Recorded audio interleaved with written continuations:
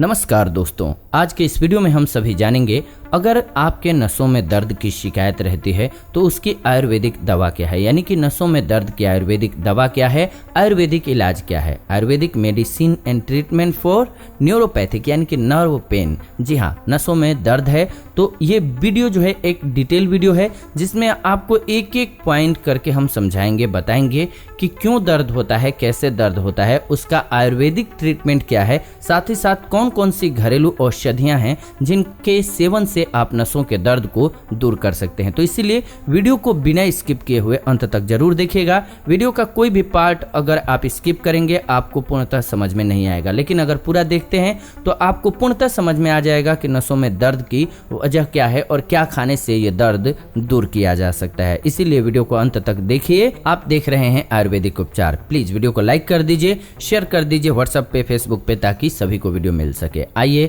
जानते हैं अब नसों के दर्द के बारे में, फिर हम आपको इलाज बताएंगे, लेकिन उससे पहले थोड़ा सा इसको समझ लीजिए। तंत्रिका तंत्र, खास तौर पर तंत्रिका तंतुओं के क्षतिग्रस्त होने या फिर ठीक तरह से कार्य न कर पाने के कारण नसों में दर्द यानी कि न्यूरोपैथिक पेन आपको हो सकता है। यह दर्द मस्तिष्क, रीढ़ की हड्डी या फिर परिधीय तंत्रिकाओं से उत्पन्न हो सकता है। ये दर्द अचानक से उठ सकता है और नसों में चुभने जैसा दर्द हो सकता है, या फिर सुन्नपन, या फिर किसी को झुंझुनाहट महसूस हो सकती है नसों में। ये ठंड में जाने से या फिर बाहरी दबाव के कारण नसों में दर्द होता है। आमतौर पर नसों में दर्द का संबंध नींद आने में दिक्कत और भावनात्मक समस्याओं से होता है। नसों में दर्द के आयुर्वेदिक उपचार में इस स्थिति को पैदा करने वाले अंतर्निहित कारण का इलाज करके व्यक्ति को दर्द से राहत दिलाई जाती है।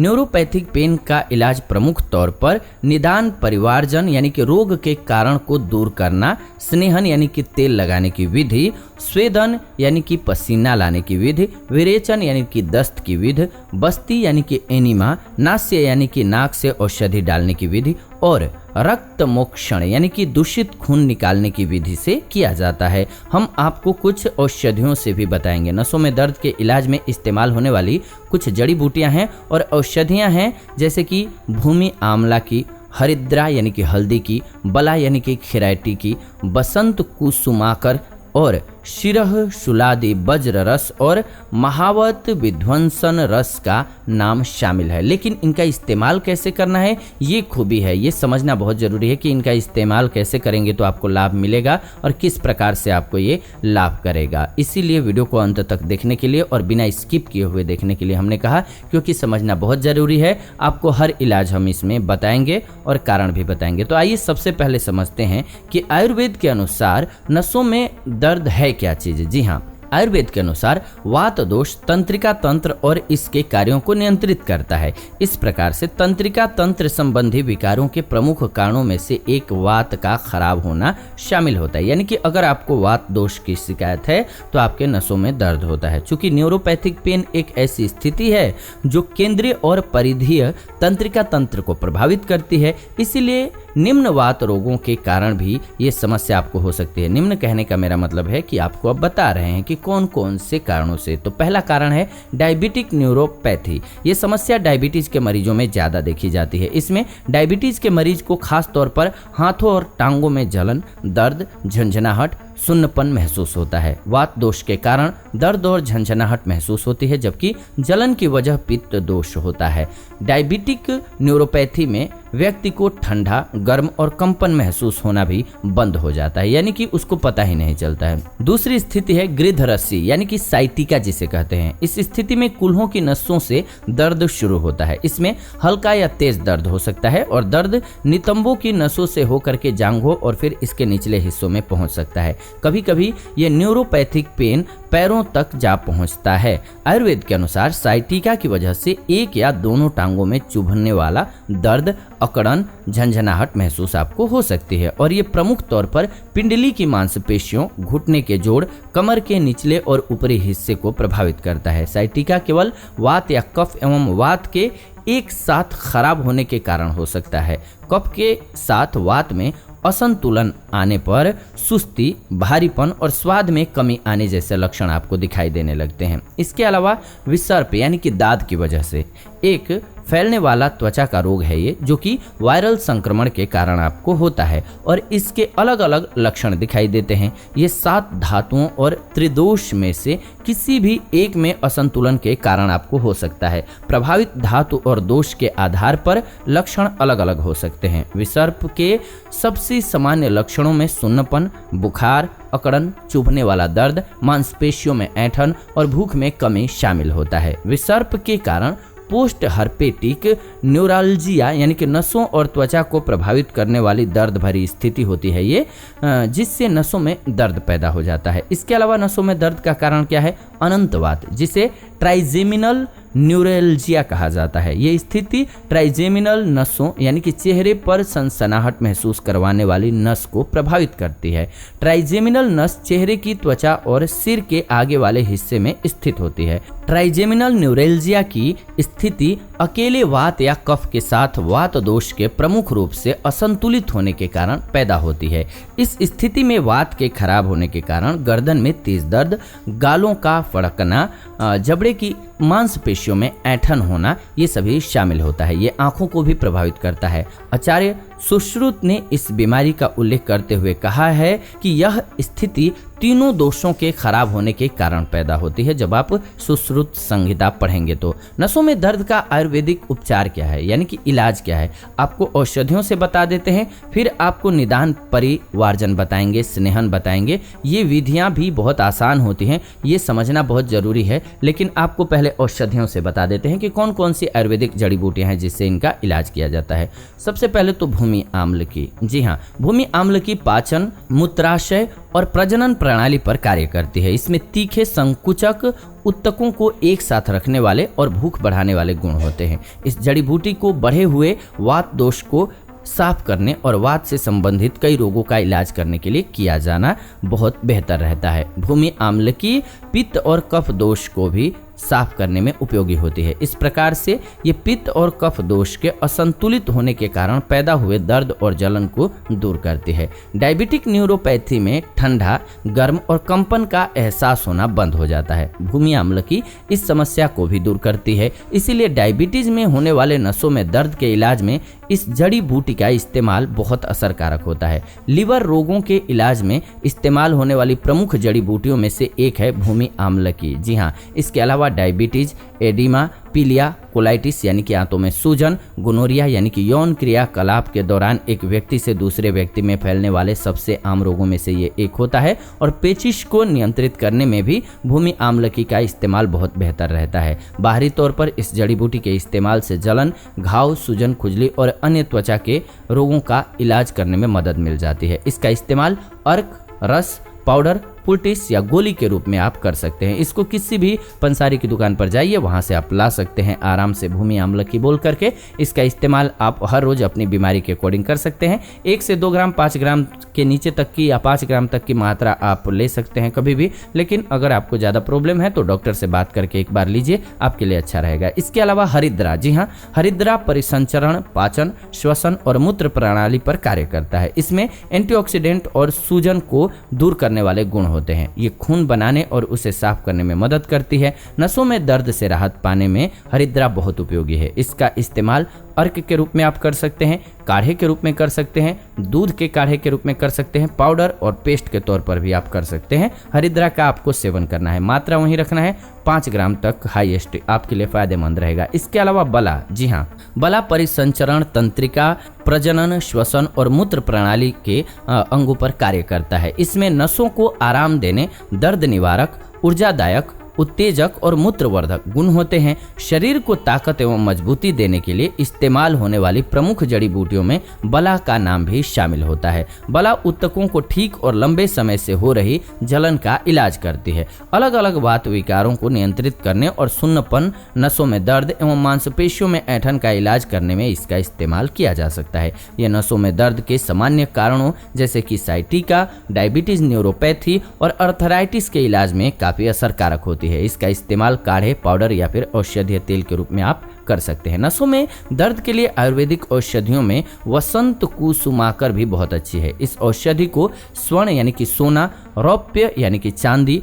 वंग यानी कि टीन, नागा यानी कि लेड और अभ्रक की भस्म यानी कि ऑक्सीजन और वायु में उच्च तापमान पर गर्म करके तैयार किया जाता है। इसको वसा यानी कि अड़ूसा, चंदन और हरिद्रा यानी कि हल्दी जैसी जड़ी बूटियों में मिला करके तैयार किया गया है। ये अच्छा होता है। ये डायबिटीज, टीबी और मूत्र संबंधी विकारों के इलाज में काफी उपयोगी है। वसंत कुसुमाकर तंत्रिका तंत्र को मजबूती प्रदान करती है और वात के संतुलन के कारण पैदा हुए नसों में दर्द को नियंत्रित करने में मददगार है। ये मिश्रण जलन और कमजोरी को कम करता है और इसी वजह से इसे नसों में दर्द की प्रभावशाली थेरेपी कहा गया है। इसके अलावा शीर यानी कि शूलादि वज्र रस, ये रासायन ऊर्जादायक औषधि है जिसे शुद्ध पारद यानी कि पारा, गंधक, शुद्ध गुग्गल और लौह आयरन भस्म, ताम्र यानी कि तांबा की भस्म, त्रिफला यानी कि आम्ल की, विभीत की और हरित की का मिश्रण, गोशुरा और दशमूल से तैयार किया गया है। इस मिश्रण में गुग्गुल भी मौजूद होता है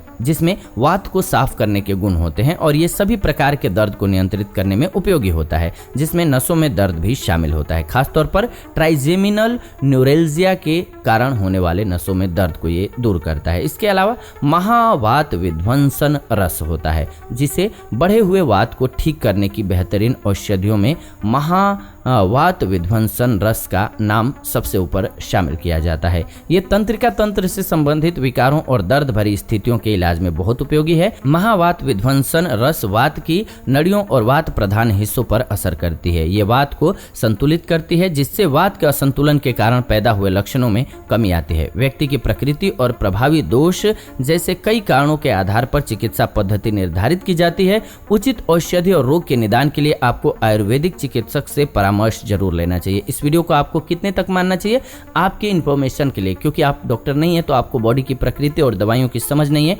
इसलिए आपको खुद से दवा नहीं लेनी चाहिए, आयुर्वेदाचार्यों से बात करके लेनी चाहिए। आयुर्वेद के अनुसार नसों में दर्द होने पर क्या करना चाहिए और क्या नहीं करना चाहिए ये समझ लीजिए, फिर आपको कुछ और इलाज बताएंगे। क्या करना चाहिए?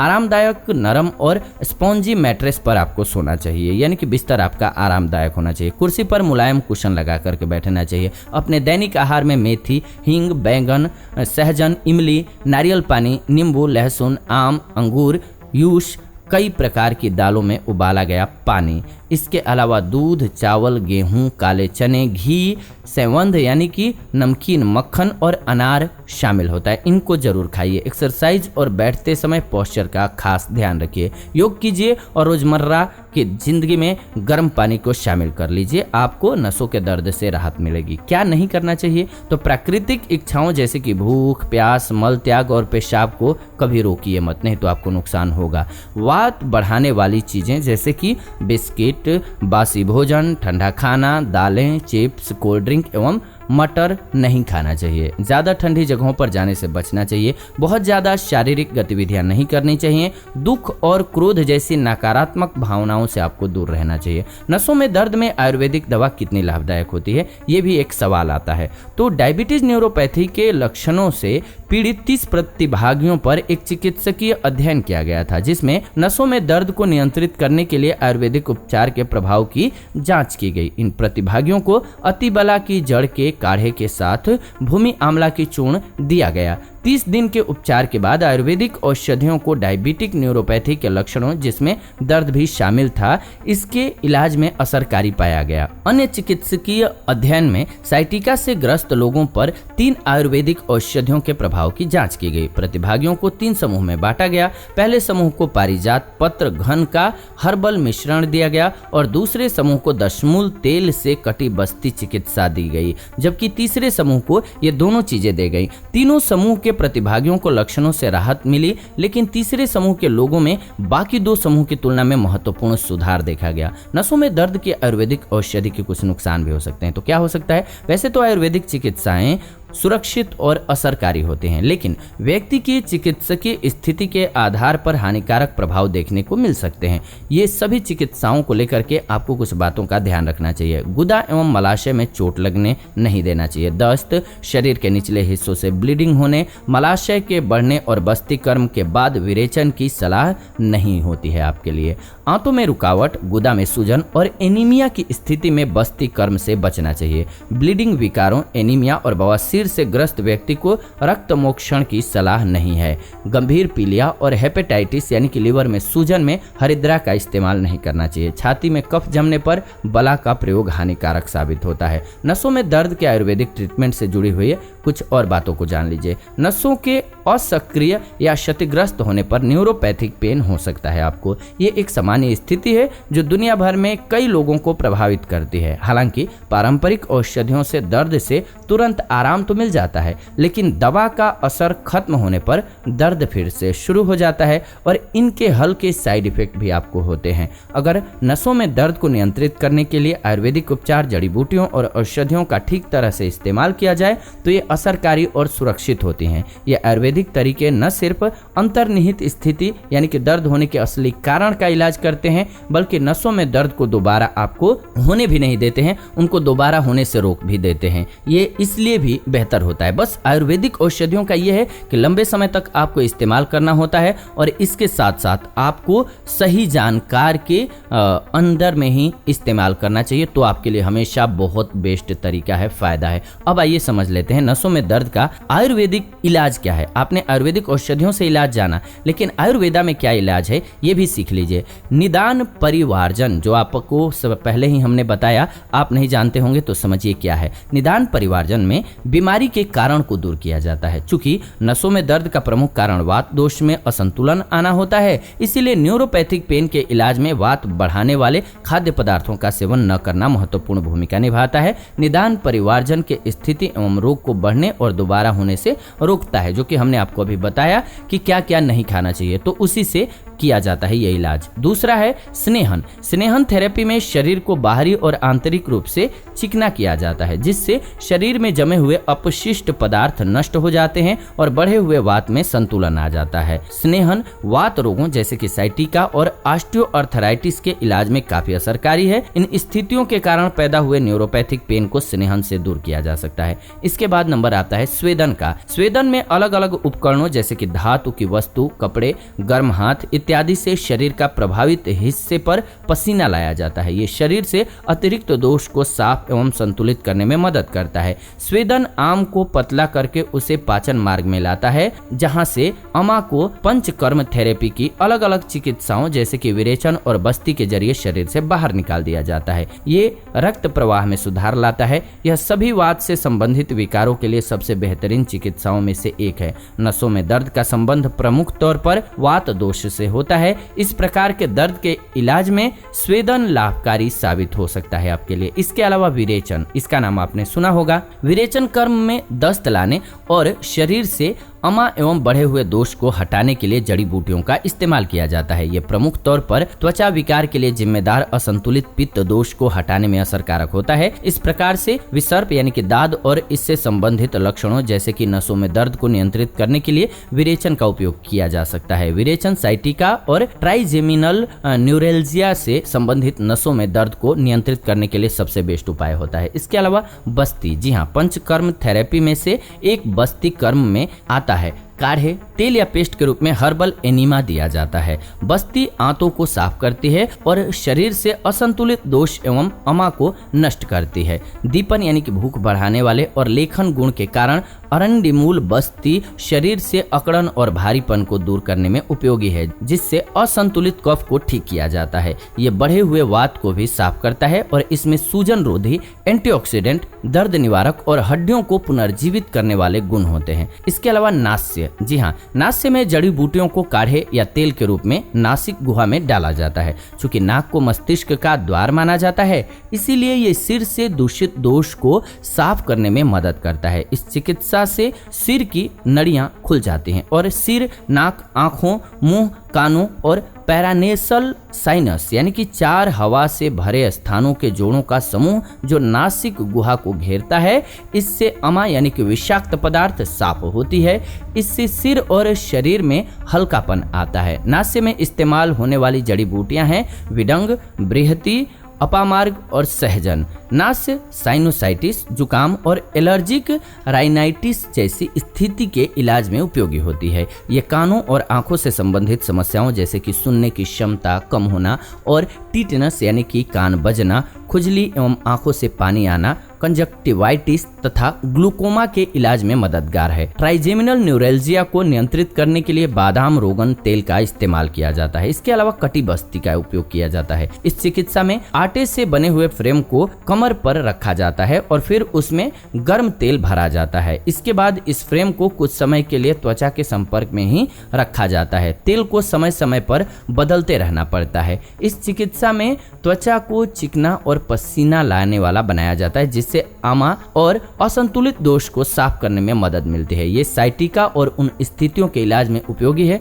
जिनके लक्षण साइटिका की तरह ही होते हैं। इसके अलावा रक्तमोक्षण। रक्तमोक्षण में धातु के उपकरण, गाय के सींग, जोंक या सूखे करेले के जरिए शरीर से अशुद्ध खून को निकाला जाता है। अशुद्ध खून को निकालने से शरीर से विषाक्त पदार्थ भी बाहर निकल जाते हैं और सेहत में सुधार एवं लक्षणों से राहत मिलती है। यह बढ़े हुए दोष जैसे कि वात और पित्त को साफ करने में भी मदद करता है। ये चिकित्सा साइटिका के कारण हुए नसों में दर्द के इलाज में काफी उपयोगी हो सकती है। चूंकि विसर्प की समस्या रक्त के खराब होने के कारण होती है, इसीलिए विसर्प को नियंत्रित करने में भी रक्तमोक्षण असरकारी हो सकता है। तो अब पूर्णतः आप समझ चुके हैं आयुर्वेदिक कौन सी औषधियों का सेवन करना है और कौन कौन सी विधि का प्रयोग करना है। लेकिन मैं आप सभी से रिक्वेस्ट करूंगा कि आप जब भी ये प्रयोग करें कोई भी, तो औषधियाँ तो छोटी मोटी जो हमने जैसे कि हरिद्रा वगैरह बताया, नियम के साथ कब नहीं खाना है बताया हमने, उस पथ्य का ध्यान रख के खा सकते हैं खुद से भी थोड़ी थोड़ी मात्रा में, 5 ग्राम तक की मात्रा में। लेकिन मैं आपको हमेशा रिकमेंड करूंगा